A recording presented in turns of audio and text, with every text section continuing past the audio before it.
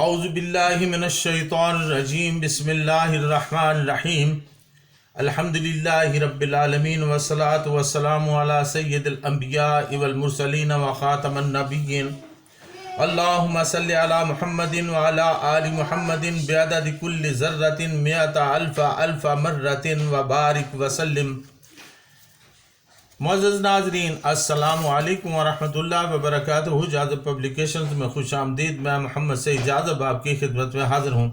تعلیم القرآن کا سلسلہ جاری ہے اور میں آپ کی خدمت میں سورہ بقرہ کی تفصیلات و تشریحات پیش کر رہا ہوں۔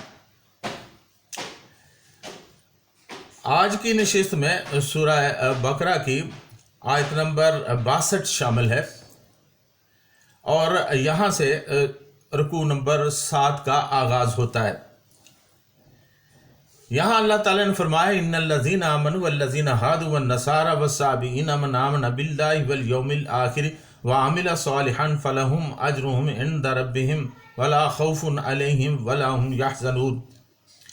بے شک وہ لوگ جو صاحب ایمان یعنی آقا دو جہاں صلی اللہ علیہ وسلم کی نبوت کو ماننے والے ہیں، یا یہودی یا عیسائی یا صابی، جو بھی اللہ تعالیٰ اور روز قیامت پر ایمان لائے اور نیک عمل کرے، اس کا اجر ان کے رب کے پاس ہے اور اس کے لیے نہ تو کوئی خوف ہے اور نہ ہی وہ غمگین ہوں گے۔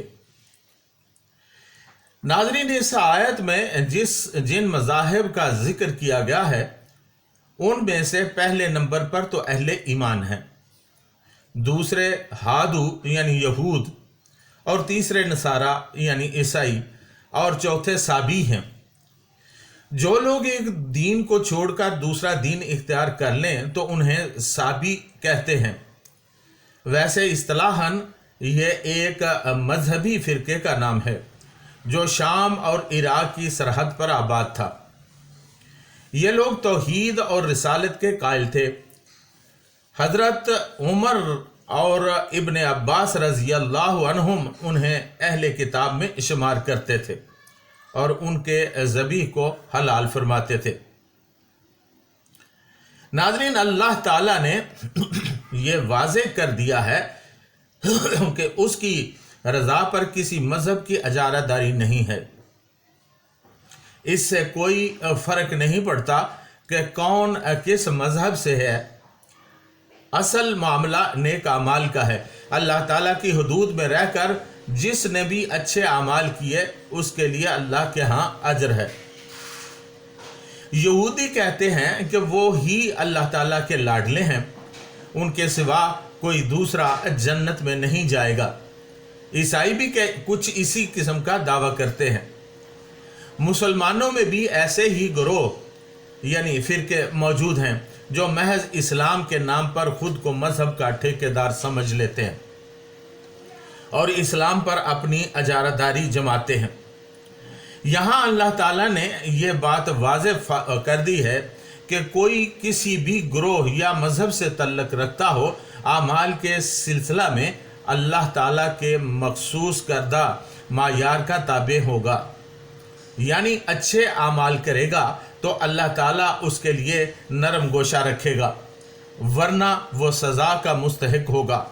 دوسرے لفظوں میں اللہ تعالیٰ کا لاڈلا وہی ہے جو اس معیار پر پورا اترے گا۔ ناظرین، کیا نیک اعمال کرنا ہی کافی ہے؟ اب اس کا مطلب یہ بھی نہیں، چونکہ اللہ تعالیٰ کے ہاں جس کسی کے اعمال ٹھیک ہوں گے وہ اللہ کا مقرب کہلائے گا۔ دراصل ایمان کے لیے ضروری ہے کہ اللہ تعالیٰ کے بھیجے ہوئے انبیاء کو بھی مانا جائے، ان کی رسالت اور نبوت پر بھی یقین رکھا جائے۔ ما قبل اسلام جتنے انبیاء تشریف لائے ان کے ماننے والے ایمان کے ساتھ عمل صالح کرتے رہے تو وہ اللہ کے مقرب کہلائے۔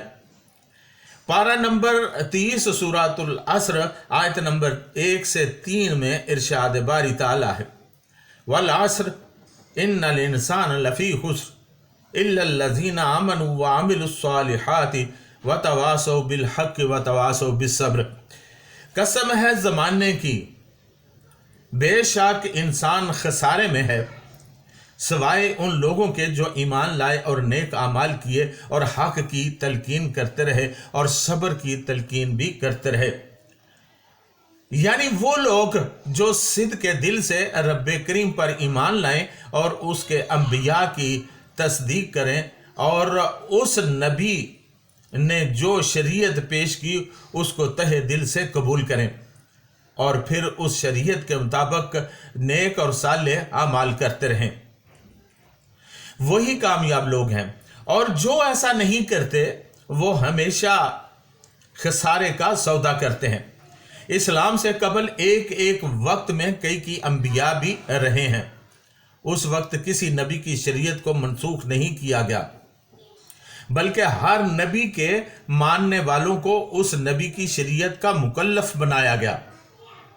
آقا دو جہان صلی اللہ علیہ وسلم چونکہ اللہ تعالیٰ کے آخری نبی ہیں، اس لیے پچھلی شریعتوں کا منسوخ کر دیا گیا ہے اور صرف اس آخری نبی کی شریعت پر عملداری کو لازمی قرار دیا گیا ہے۔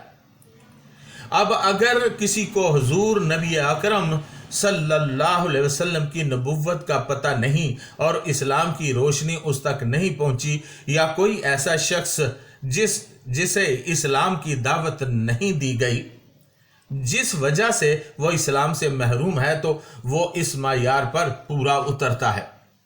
لیکن اس میں بھی شرط یہ ہے کہ وہ کسی نہ کسی نبی کے ماننے والا ہو۔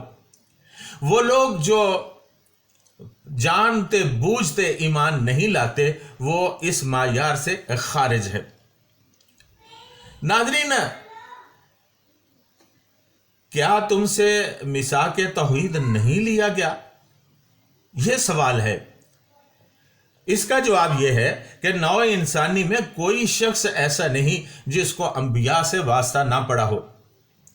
حضرت آدم علیہ السلام سے لے کر حضور نبی اکرم صلی اللہ علیہ وسلم تک سب انسانوں کو بالواسطہ یا بلا واسطہ انبیاء سے سابقہ پڑا ہے۔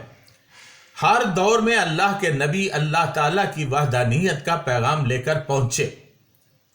تخلیق آدم علیہ السلام اور ان کے زمین پر تشریف لانے کے بعد اب عہد الست یعنی میثاق توحید میں بھی ہر انسان کو اللہ اور اس کے رسولوں کا پیغام پہنچا، اور اسی ذات واحد نے تمام انسانوں سے خود اللہ اور اس کے رسولوں کو ماننے کا وعدہ لیا اور سب نے حامی بھری۔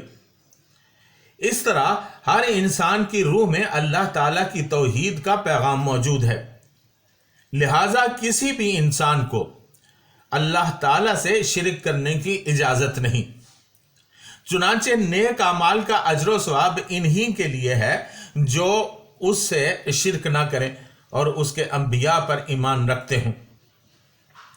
ناظرین، اللہ تعالیٰ کا فرمان ہے کہ اعمال صالح کرنے والوں کے لیے غم اور پریشانی نہیں ہوگی۔ اس کے دو مطلب ہو سکتے ہیں۔ پہلا یہ کہ جو اپنے ایمان و یقین کے ساتھ نیک اعمال کرتے ہیں انہیں آخرت میں کسی قسم کے غم و اندوہ کا سامنا نہیں کرنا پڑے گا، کیونکہ وہ اس درجے پر فائز ہوں گے جس کے لیے پارہ نمبر 30 سورۃ البینہ آیت نمبر 7 سے 8 میں ارشاد فرمایا، ان الذین آمنوا وعملوا الصالحات اولئک هم خیر البریہ جزاؤہم عند ربہم جنات تجری من تحتہا الانہار خالدین فیہا ابدا رضی اللہ عنہم ورضوا عنہ ذالک لمن خشی ربہ۔ بے شک جو ایمان لائے اور نیک اعمال کرتے رہے وہی ساری مخلوق سے بہتر ہیں، ان کی جزا ان کے پروردگار کے ہاں ہمیشہ رہنے والی جنتیں ہیں جن کے نیچے نہریں چلتی ہیں اور وہ ان میں ہمیشہ رہیں گے۔ اللہ تعالیٰ ان سے راضی ہو گیا اور وہ اس سے راضی ہو گئے۔ یہ سعادت ان کو ملتی ہے جو اپنے رب سے ڈرتا ہے، یعنی جنت اور اس کی فرحت انگیز ابدی مسرتوں سے بھی زیادہ ایک اعلیٰ ترین مقام بخشا جائے گا، اور وہ ہے اللہ تعالیٰ کی رضا کا درجہ۔